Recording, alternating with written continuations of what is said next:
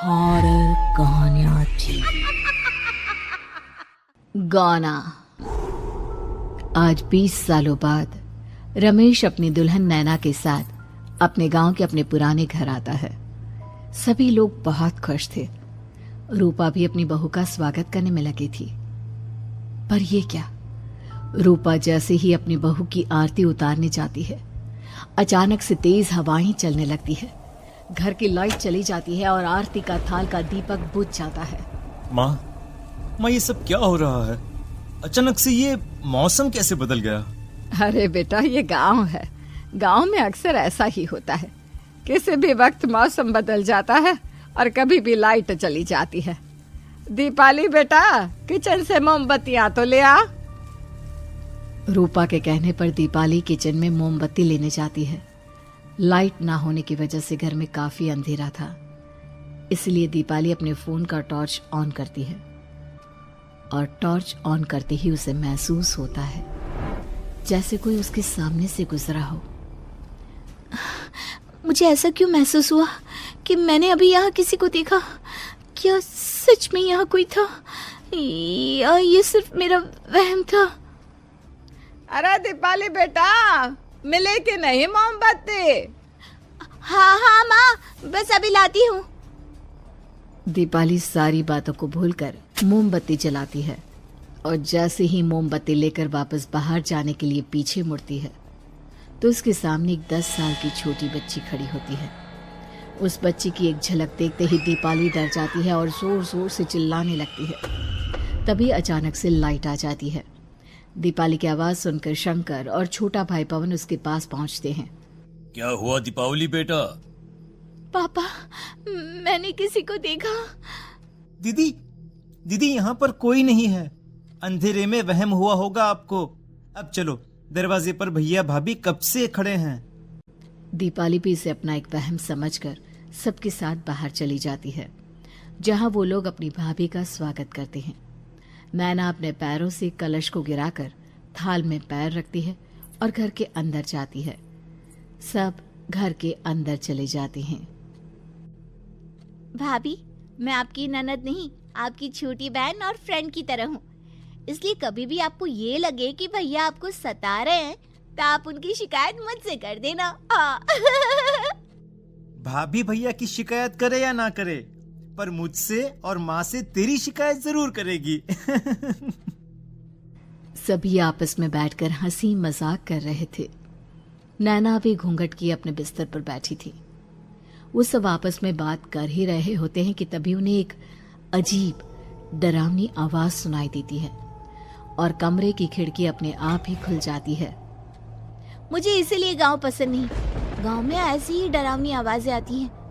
मैंने तो सुना है गांव में बहुत सारे भूत भी होते हैं और इस मौसम को पता नहीं क्या हो रहा है।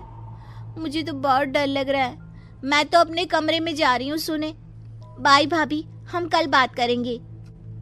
अब सब अपने कमरे में सोने चले जाते हैं। नैना अपने कमरे में बिल्कुल अकेली थी। कुछ देर बाद रमेश अपने कमरे में आता है और देखता है कि नैना खिड़की के पास खड़ी होकर बाहर की ओर एक टक नजरें लगाकर देख रही थी। क्या हुआ नैना? बाहर क्या देख रही हो? मैं बाहर का मौसम देख रही हूँ रमेश जी। इस मौसम को देखकर ऐसा लग रहा है जैसे आज कोई अपना बदला लेने के लिए आया है। तुम क्या बोल रही हो? मेरी कुछ समझ में नहीं आ रहा। और वैसे भी रात काफी हो चुकी है, अब हमें भी सो जाना चाहिए। चलो। इतना बोलकर रमेश सोने के लिए बिस्तर पर लेट जाता है, पर नैना अब भी खिड़की के पास ही खड़ी होती है। रमेश के सो जाने के बाद नैना अपनी सास के कमरे में जाती है और अपनी सास के पास बैठकर रोने लगती है, जिसे सुन सास की नींद खुल जाती है। बहू, अरे क्या हुआ बहू? तू इतनी रात को यहाँ मेरे कमरे में बैठकर रो क्यों रही है? मम्मी जी, आपने मुझे क्यों नहीं अपनाया? आपको पता है, आपकी वजह से मुझे और मेरे परिवार वालों को गांव वालों के कितने ताने सुनने पड़े। तू मेरी बहू नहीं है? कौन है तू? मम्मी जी, मैं आप ही की बहू हूँ। आपने मुझे अब भी नहीं पहचाना? इतना बोलते ही नैना की आंखें लाल हो जाती हैं। वो जोर जोर से हंसने लगती है। मौसम का रुख बदल जाता है। कमरे की खिड़कियां और दरवाजे अपने आप ही खुलने और बंद होने लगते हैं। देखते ही देखते नैना हवा में उड़ने लगती है और वो अपनी आंखों के इशारे से अपनी सांस को भी हवा में लटका देती है।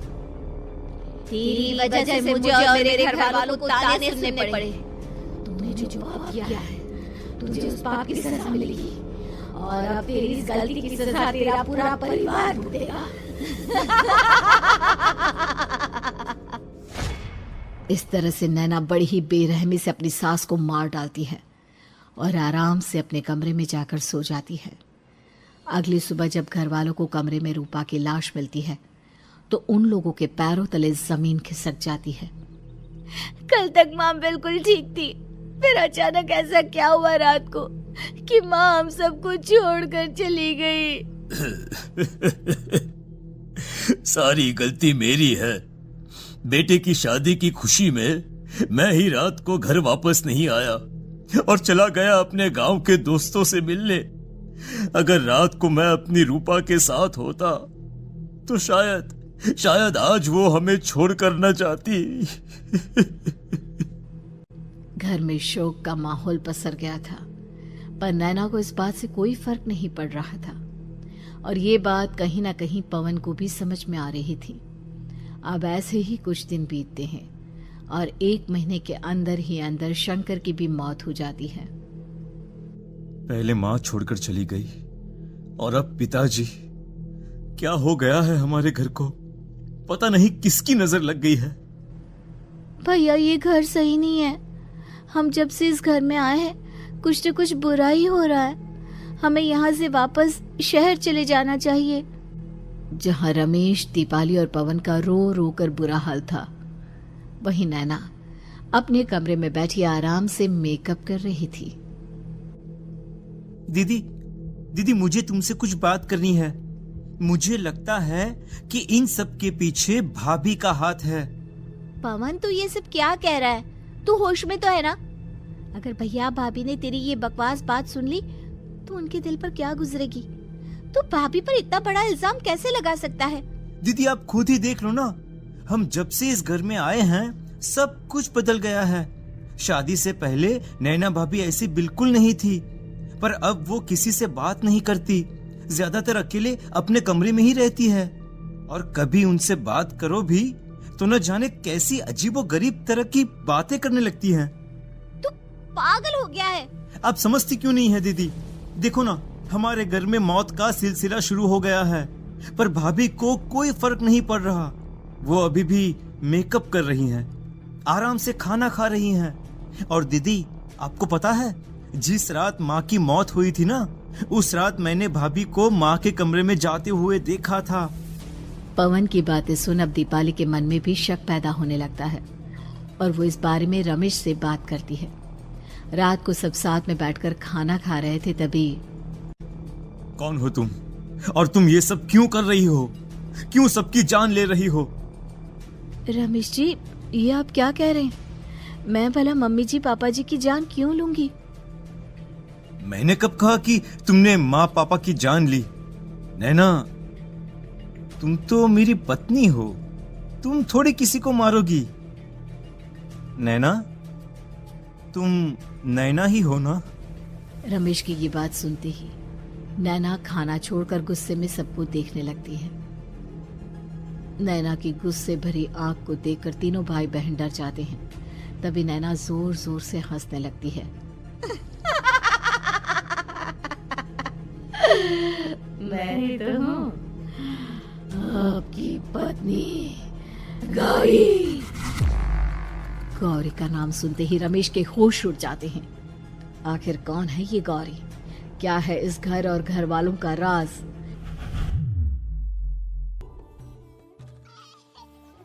हमारे दोनों बच्चे एक साथ कितने अच्छे लग रहे हैं ना? हाँ, कितने अच्छे दोस्त हैं दोनों। बस बड़े होने के बाद भी इनकी ये दोस्ती बनी रहे तो बच्चे कितने खुश रहेंगे। मैं क्या सोच रहा था कि क्यों ना हम अपनी दोस्ती को रिश्तेदारी में बदल दें।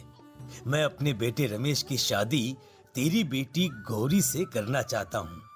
इस तरह हमारे बच्चे भी हमेशा साथ रहेंगे और हमारी दोस्ती भी रिश्तेदारी में बदल जाएगी। शंकर की इस बात से उसके दोस्त को बहुत अच्छा लगता है और वो अपनी बेटी की शादी रमेश से करवाने के लिए तैयार हो जाता है। बहुत जल्द दोनों परिवार मिलकर बचपन में ही रमेश और गौरी की शादी करा देते हैं।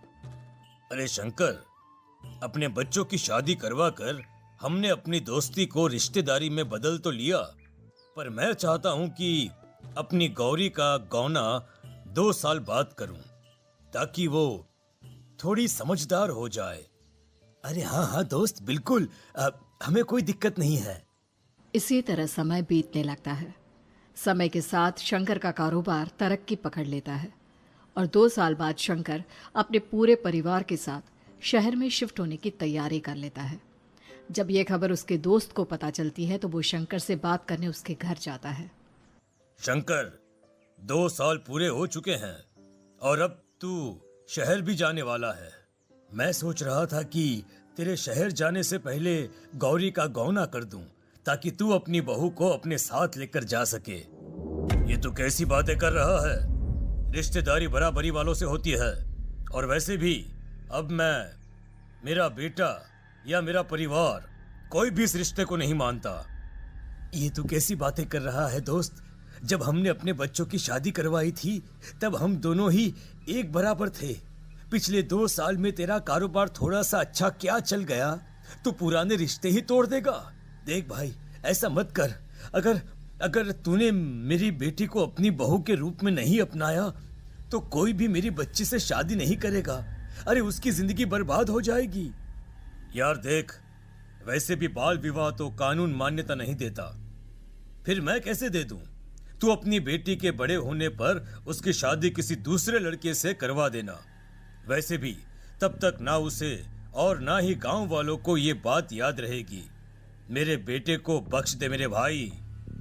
इस तरह से शंकर अपने दोस्त के परिवार और गौरी को गांव वालों के ताने सुनने और जिल्लत से भरी जिंदगी जीने के लिए छोड़ अपने परिवार वालों के साथ शहर चला जाता है।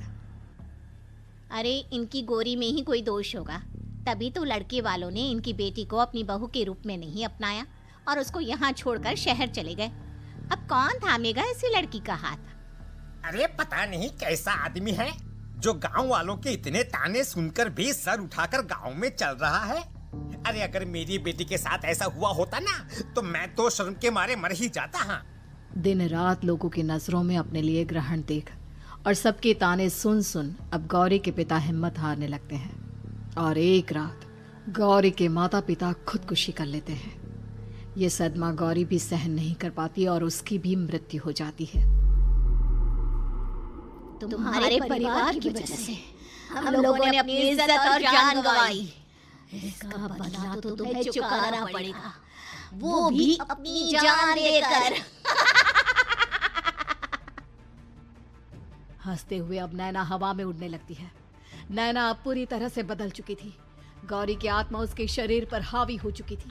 उसकी आंखें सफेद, पैर उल्टे, चेहरा काला और बाल बिखर गए थे।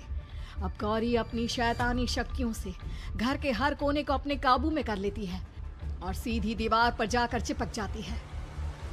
मुझे अपना बदला चाहिए। बदला लूंगी मैं तुम सबको खत्म कर दूंगी। गौरी इतनी तेज चिल्ला रही होती है कि उसकी आवाज से घर के सारे कांच टूट जाते हैं।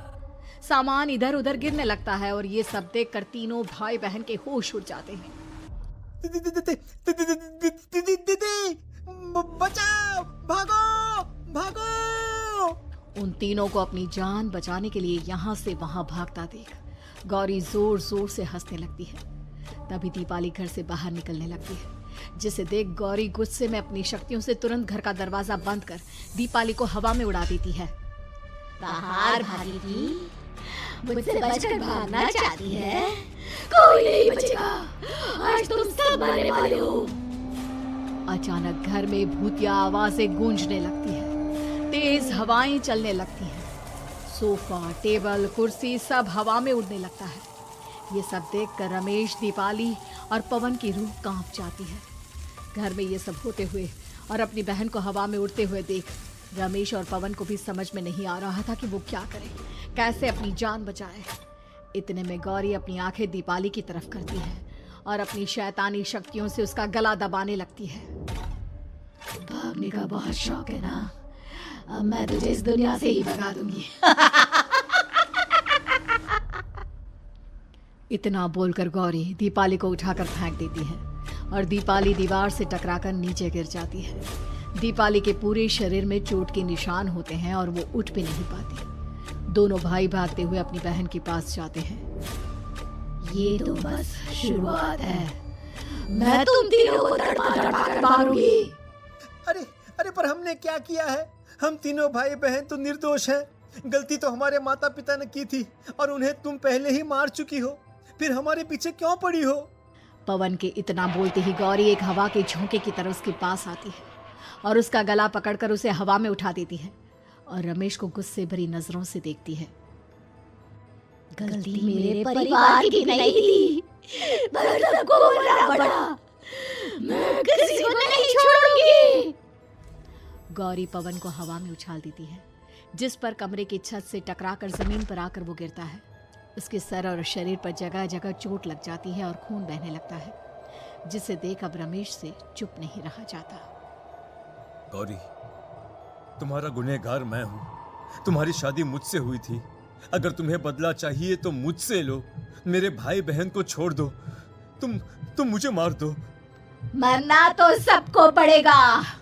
अरे पर इसमें उन दोनों की कोई गलती नहीं है।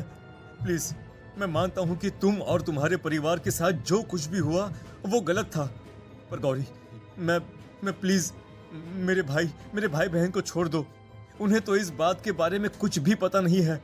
उनका इस सबसे कोई लेना देना नहीं है। तुम और तुम्हारा परिवार यही चाहता था ना कि मैं तुम्हें अपना लूं। उस समय मैं बच्चा था। मेरे पास इतनी समझ नहीं थी, पर आज मैं तुम्हें तुम्हारे इसी रूप में अपनाता हूं। मेरे साथ जो करना है कर लो, बस मेरे भाई बहन की जान बख्श दो उनकी जान। रमेश की ये बात सुनकर गौरी का गुस्सा थोड़ा शांत होता है। ठीक है, मैं तुम्हारे भाई बहन को नहीं मारूंगी, पर तुम्हें मरना होगा और तुम्हारी आत्मा को मेरे साथ शादी करनी होगी। मुझे मंजूर है। अब रमेश गौरी के साथ छत पर जाता है और छत से नीचे को जाता है। रमेश के मरते ही गौरी उसकी आत्मा को अपने साथ ले जाती है और इस तरह से रमेश खुद मरकर अपने भाई बहन को बचा लेता है।